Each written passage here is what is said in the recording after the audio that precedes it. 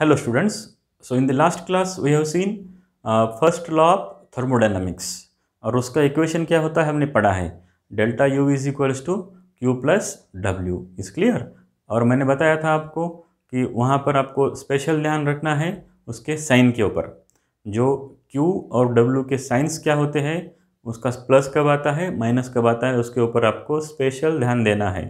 ठीक है, तो आज हम पढ़ेंगे this FLT for various processes. ठीक है, तो हमारे प्रोसेस कौन से उनसे पढ़ने हमें isothermal process, adiabatic process, isochoric process and isobaric process. ये 4 प्रोसेस जो होते हैं, ये 4 प्रोसेस अप्लाई करने के बाद FLT इक्वेशन किस तरह से चेंज होता है और उसे हम कैसे कैसे रिलेट करते हैं, ये रिलेशन आपको समझना बहुत ज़रूरी है। उसके ऊपर आपको न्यूमेरिकल्स भी आ सकते हैं और MCQ क्वेश्चंस अलग अलग टाइप के बनते हैं। ठीक है, आपको ये ध्यान से देखना है, ये लेक्चर बहुत इंपॉर्टेंट है। तो ये पहले हेडिंग लिखो FLT फॉर वेरियस प्रोसेसेस। ठीक है, तो पहली प्रोसेस हम पढ़ेंगे वो है आइसोथर्मल प्रोसेस। कौन सी प्रोसेस पढ़ना है हमें पहले? Isothermal process. आइसोथर्मल प्रोसेस क्या होती है students?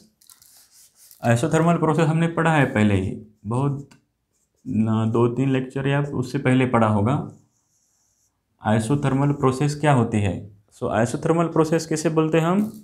So isothermal process is such a process in which during the transfer of system from one state to another state, if temperature of system remains constant, then we can say that process is the isothermal process, we can say, or we can say if temperature of system remains constant throughout it changes, that is the isothermal process। उसके बारे में हमने बहुत detail पढ़ा है। सो isothermal process में क्या होता है, delta T is equals to 0 होता है। डेल्टा टी क्या होता है? 0 होता है। ठीक है, देन इफ अगर डेल्टा टी 0 होता है तो फिर डेल्टा यू भी क्या होगा? 0। ठीक है, लेकिन हमारा FLT क्या कहता है? देयरफॉर FLT कैसा बनेगा? अकॉर्डिंग टू FLT क्या कहता है? Delta U is equals to Q plus W. Okay, लेकिन अब यहाँ पर डेल्टा यू भी 0 है, डेल्टा यू 0 है, change in internal energy 0। Therefore यहाँ पर अगर हम 0 इसका वैल्यू रखेंगे तो क्या आएगा? Q plus W is equal to 0 is clear. उसको भी हम ऐसा बोल सकते हैं Q is equals to minus W, Q is equals to minus W. इसका मतलब क्या है? Q plus W minus. Q plus मतलब क्या है? अगर सिस्टम हीट जो भी एब्सॉर्ब करती है वो पूरा हीट का यूज सिस्टम कहाँ करने वाली है? Work on the surrounding. Work on the surrounding means वहाँ पे क्या होगा? सिस्टम वर्क करेगी, सिस्टम जितना भी क्यू एब्सॉर्ब करेगी वो total heat absorb by the system in isothermal process that is utilised for doing work on the surrounding. Is clear. ये इक्वेशन आपको बोलता है, ये आपको बोलता है इक्वेशन। आपको अगर इस इक्वेशन की आप लैंग्वेज समझो, इसको आपको मुझे कुछ बोलने की ज़रूरत ही नहीं है। प्लस क्यू कब आता है, माइनस डब्ल्यू कब आता है? माइनस डब्ल्यू कब आता है? जब सिस्टम सराउंडिंग के ऊपर वर्क करती है, और प्लस क्यू जब सिस्टम हीट एब्सॉर्ब करती है। तो जब आइसोथर्मल प्रोसेस में FLT कैसा बनेगा? फिर आइसोथर्मल प्रोसेस में FLT में चेंज इंटरनल एनर्जी 0 रहेगा। अगर चेंज 0 है तो ऐसे केस में इंटरनल एनर्जी सिस्टम की कुछ भी चेंज नहीं होगी, और जब इंटरनल एनर्जी चेंज नहीं होगी तो जब ऐसे केस में सिस्टम अगर हीट एब्सॉर्ब करती है तो that total heat absorb by the system is used to work on the surrounding. फिर जितना सिस्टम ने यूज़ किया है, एनर्जी एब्सॉर्ब की है, हीट एब्सॉर्ब की है, उसका पूरा इस्तेमाल कहाँ करेगी सिस्टम? वर्क करने में, सराउंडिंग पे। देयरफॉर हम लिख सकते हैं therefore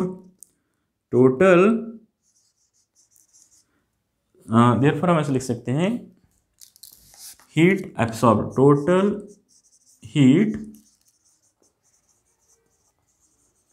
absorbed by the system,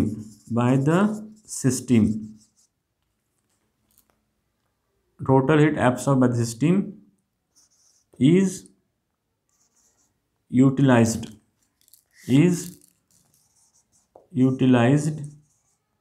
to do work on the surrounding। जितना लिया है उतना देने वाला है सिस्टम, इसलिए डेल्टा यू में चेंज नहीं। जितनी आई उतनी चली गई। जितनी एनर्जी हीट के माध्यम से आती है बाय मीन्स ऑफ हीट, उतनी एनर्जी वर्क के जरिए सिस्टम रिलीज करती है सराउंडिंग में। इधर से आ गई, इधर से चली गई, मीन्स वो देयरफॉर यहाँ पर कुछ नहीं बचा, वो जीरो है, डेल्टा यू जीरो। इधर से हीट आ गई, इधर से क्या हो गया, वर्क हो गया सराउंडिंग के ऊपर, ठीक है।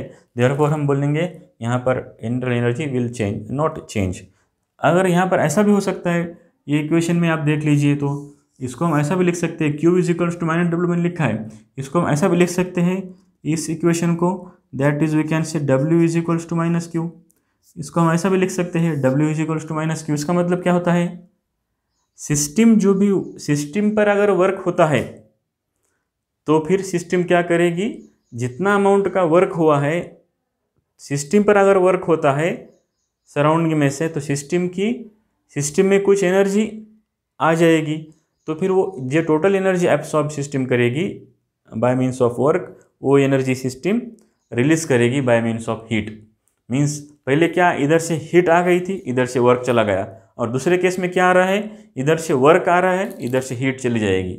Is clear? Means in this case total work done on the system, heat loses its heat, sorry, system loses its heat. Okay, is clear? So this is about, we can say, isothermal process. दूसरी process पढ़ेंगे हम, वो है adiabatic process. Adiabatic process कौन सी process होती है, ऐसे process में change in not change in this process we can say exchange of heat is zero.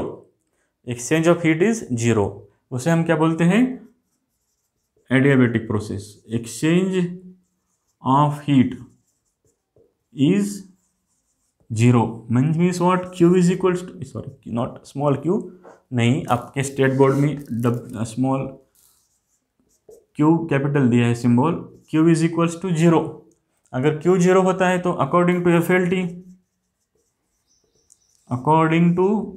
L T equation क्या है, delta U change in internal energy is equals to Q plus W. Q अगर zero है तो क्या बनेगा equation, delta U is equals to W. Delta U is equals to W means अगर adiabatic process में system की internal energy change होगी, means total internal energy of system change जो होगी वो सिर्फ किसकी वजह से होगी, वर्क करने की वजह से होगी। Means we can say whatever it may be the work done on the system that is used only to change the internal energy of system is clear। वहाँ पर हीट में कोई नहीं होगा बदलाव, changes, because heat change zero है। Means यहाँ पर जो भी वर्क होगा सिस्टम पर सराउंडिंग में से, उस वर्क की वजह से टोटल सिस्टम की सिर्फ इंटरनल एनर्जी इंक्रीज होगी, ठीक है। देयरफॉर हम बोल सकते हैं कि एडियाबैटिक प्रोसेस में total change in internal energy is due to, we can say, work done on the system. Is clear? इसको हम ऐसा भी लिख सकते हैं, minus U is equals to minus W.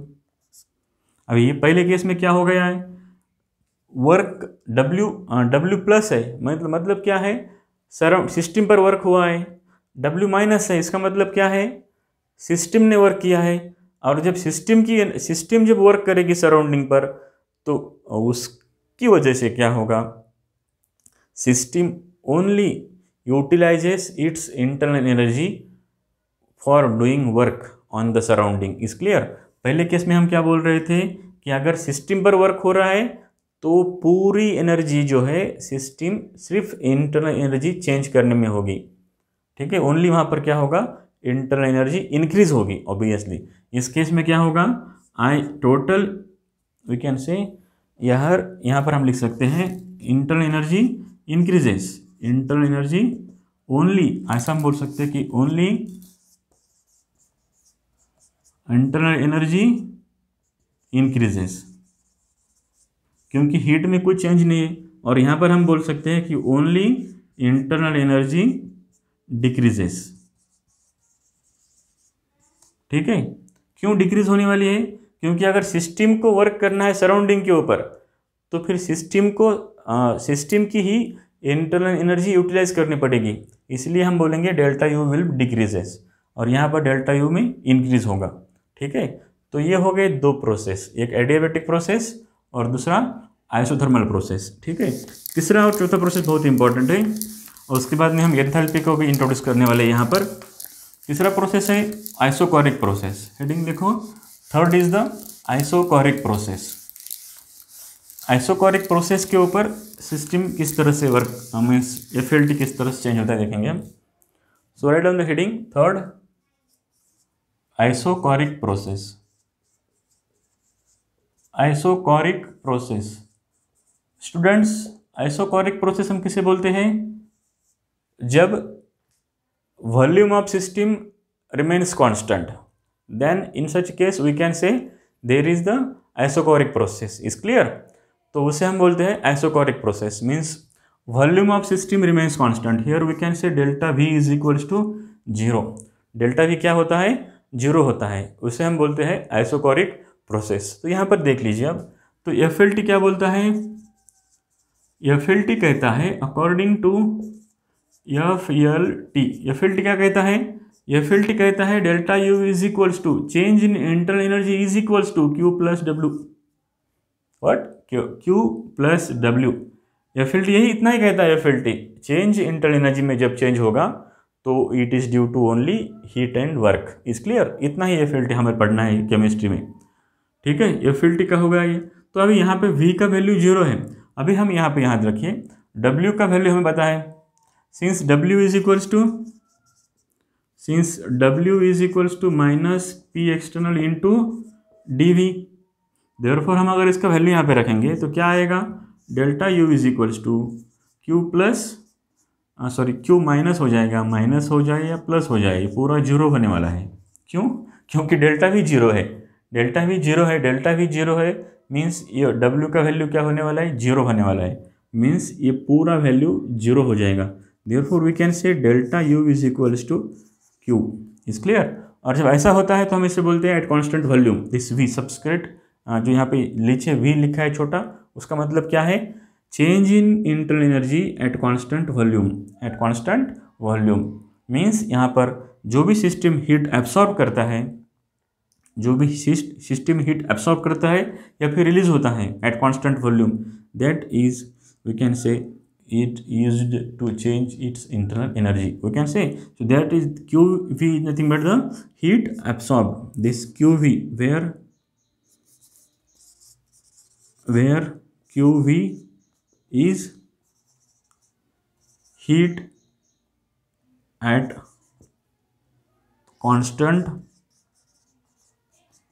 Volume. Heat at constant volume. अभी यहाँ पे और एक कॉन्सेप्ट पढ़ो आप, हीट एट कांस्टेंट वॉल्यूम है, हमें पता है हीट कैसा फंक्शन है? Heat is the path function. Heat कैसा है? पाथ फंक्शन है। ठीक है, और हीट जो है ना वो एक एक्सटेंसिव प्रॉपर्टी है। वो कैसी प्रॉपर्टी है? एक्सटेंसिव प्रॉपर्टी है। ठीक है, तो अभी यहाँ पे यू कौन सा फंक्शन है? यू कौन सा फंक्शन है? U is the state function. U state function है, u is equals to Q we.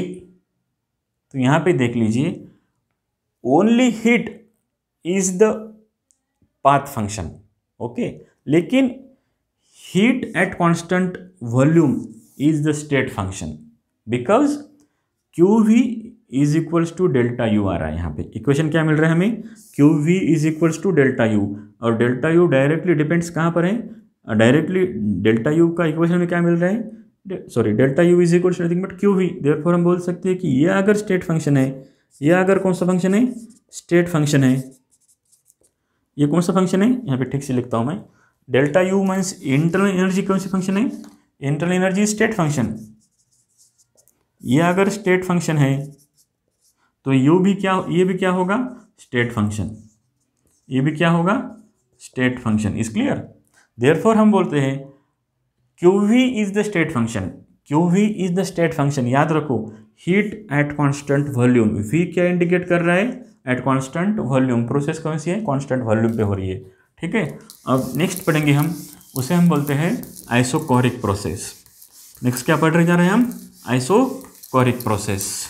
और आइसोकोरिक प्रोसेस को हम रिलेट करेंगे आप एंथैल्पी से। आइसोकोरिक प्रोसेस से हम कहाँ रिलेट करेंगे? एंथैल्पी से। आइसोकोरिक प्रोसेस रिलेट करेंगे हम एंथैल्पी से। एंथैल्पी क्यों जरूरत है ये हम यहाँ पर पता करेंगे। नेक्स्ट इंपॉर्टेंट फंक्शन, चौथा प्रोसेस पढ़ेंगे हम, वो है isochoric process. Isochoric process, isochoric process means we can say isochoric process means if the isochoric not isobaric process, isochoric तो हो गया, isobaric process, which process? isobaric process। isobaric process हम किसे बोलते हैं? if the pressure of system remains constant, if the pressure of system remains constant throughout, that is called the isobaric process। pressure remains constant, pressure remains constant, if pressure remains constant उसे हम बोलते हैं isobaric process. अभी इसको ठीक से ध्यान दो। इसके बाद में हम ये जंक्शन पॉइंट है एंथैल्पी का, यहाँ से हम एंथैल्पी इंट्रोड्यूस करने जा रहे हैं। एंथैल्पी नया टर्म है हमारे लिए, ठीक है। तो अभी एंथैल्पी समझने के लिए इसको ठीक से पढ़ो। और हम isochoric process means such process in which pressure जो होता है कांस्टेंट रहता है, ठीक है। तो अभी हम जो केमिस्ट्री में जो रिएक्शंस करते हैं, जो भी रिएक्शंस करते हैं, वो अगर ज़्यादातर रिएक्शंस कौन से होते हैं? ओपन सिस्टम में होते हैं, मीन्स कंटेनर, ओपन कंटेनर में या ओपन टेस्ट ट्यूब में या फिर ओपन वेसल में होते हैं। समझो ये रिएक्शन हो रही है, ये बीकर में ये क्या हो रही है? एक रिएक्शन हो रही है। यहाँ पर बर्नर है, तो अभी ये सिस्टम है ना, तो यहाँ पे ये सिस्टम में यहाँ पर जो रिएक्शन हो रही है ओपन सिस्टम है। सिस्टम कैसा है? ओपन सिस्टम है। तो ये ओपन सिस्टम डायरेक्टली किसके कांटेक्ट में है? एटमॉस्फेरिक प्रेशर के। कांटेक्ट किसका है? Atmospheric pressure. ज़्यादातर केमिकल रिएक्शंस जो होते हैं वो ओपन सिस्टम में होते हैं, और ओपन सिस्टम में जो रिएक्शन होते हैं वहाँ पर एटमॉस्फेरिक प्रेशर कांस्टेंट रहता है, ठीक है। Therefore we can say here this FLT का जो इक्वेशन है, FLT is what? According to FLT we know very well that delta U is equals to Q plus W, ठीक है। लेकिन हमें पता है W there but W is equals to what? Minus P external into delta V is clear. Therefore delta U is equals to क्या आएगा? Q plus minus हो जाएगा, अब ये Q प्लस भी लिखता हूँ, ठीक है, minus P external into delta V। तो इक्वेशन क्या होगा ये? Eight constant pressure. तो फिर हम अगर कांस्टेंट प्रेशर पे कर रहे हैं तो हम इसको बोलते हैं delta U is equals to Q plus minus हो जाएगा PX इंटू डेल्टा V। तो यहाँ पर जो है ना, इसको हम देखेंगे अब ठीक से। तो delta U is equals to क्या आ रहा है? Q minus P external into delta V is clear. तो अभी ये इक्वेशन आ रहा है at constant pressure is clear. अभी यहाँ पर इसको थोड़ा सा हम एक्सटेंड करेंगे अभी।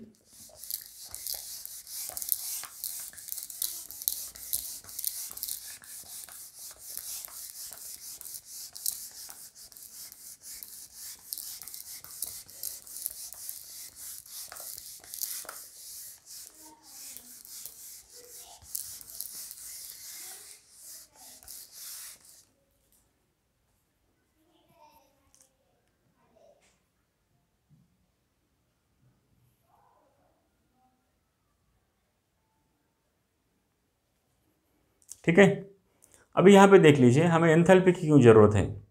सो अभी अगर हम इसको ऐसा करेंगे, देख लीजिए ये इक्वेशन को डेल्टा U, इसको हम अगर ऐसे लिख सकते हैं, देखिए delta U is equal nothing but U2 minus U1 is equals to Q minus P external into V2 minus V1, ठीक है।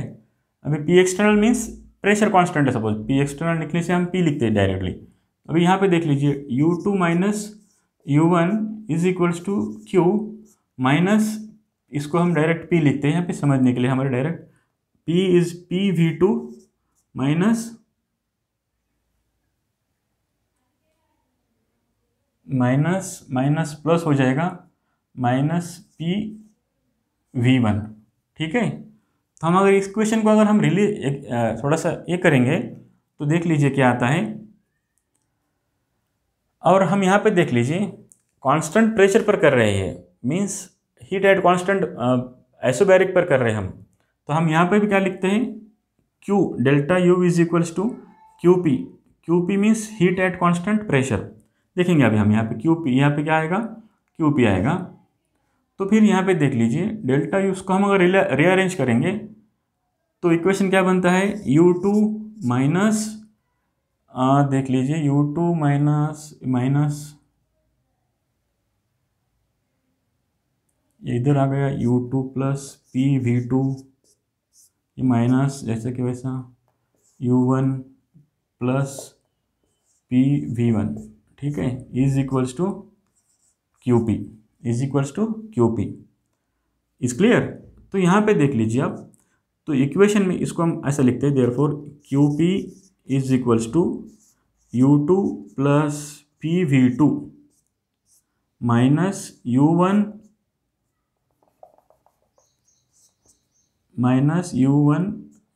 Plus PV1। ठीक है, अभी यहाँ पे देख लीजिए QP क्या है, QP is the heat at constant pressure. Is clear. तो QP इज इक्वल्स टू क्या आ रहा है, U2 plus PV2 minus U1 plus PV1। Is clear.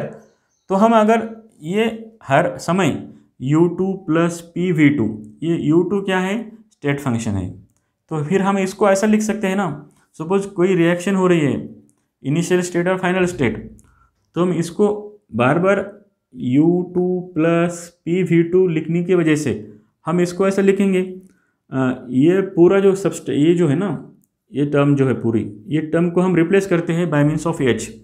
तो हम अगर इसको H से रिप्लेस करेंगे, therefore we can say replace H, U2 plus PV2। अगर हम यहाँ पर H रखेंगे, मीन्स सपोज H हम अगर रखेंगे, H मीन्स एंथैल्पी, इसको हम ये पूरे टर्म को हम क्या बोलेंगे अब यहाँ पर, एंथैल्पी। हर बार ये लिखने की वजह से हम इसको रिप्लेस करेंगे एंथैल्पी से, इसको हम क्या रिप्लेस करेंगे एंथैल्पी से, मीन्स ये टर्म को हम अगर एंथैल्पी से रिप्लेस करेंगे, मीन्स हर बार U2 प्लस P लिखने से बढ़िया है कि हम उसको एक टर्म बोलेंगे और उसको हम सिंबल देंगे H, उसका सिंबल क्या रहेगा, H रहेगा। ठीक है, तो हम इसको अब ऐसा बोल सकते हैं, देयरफॉर ये एंथैल्पी हमने यहाँ पे इंट्रोड्यूस कर दिया। एंथैल्पी का अब हमें यहाँ पर ज़रूरत है, क्योंकि U प्लस PV, इसके बदले हम क्या लिख रहे हैं यहाँ पे, H लिख रहे हैं, तो फिर इक्वेशन क्या होगा ये, देयरफॉर हम ऐसा बोल सकते हैं QP इज इक्वल्स टू, यहाँ पे देख लीजिए जैसा ये U है, U2 है एंड P2 है, तो वैसे ही तो H भी क्या होगा, अभी H को भी हम ऐसे लिख सकते हैं H2 माइनस H1, देयरफॉर इसको हम बोल सकते हैं QP is equals to delta H, QP is equal to nothing but delta H। So this H is what, enthalpy. H को हम क्या बोल रहे हैं यहाँ पे, enthalpy. Enthalpy is nothing but therefore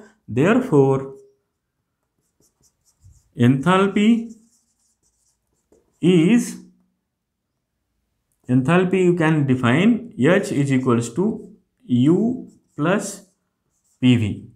therefore enthalpy is H is equals to U plus PV। ये कहाँ से आ गया, ये हमने जितना लिखने की वजह से हम क्या लिख रहे हैं, उसको हम रिप्लेस कर रहे हैं H से, therefore H is equals to U plus PV।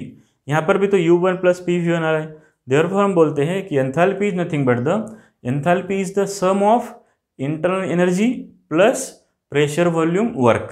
Therefore enthalpy का डेफिनेशन हम कर सकते हैं, एंथैल्पी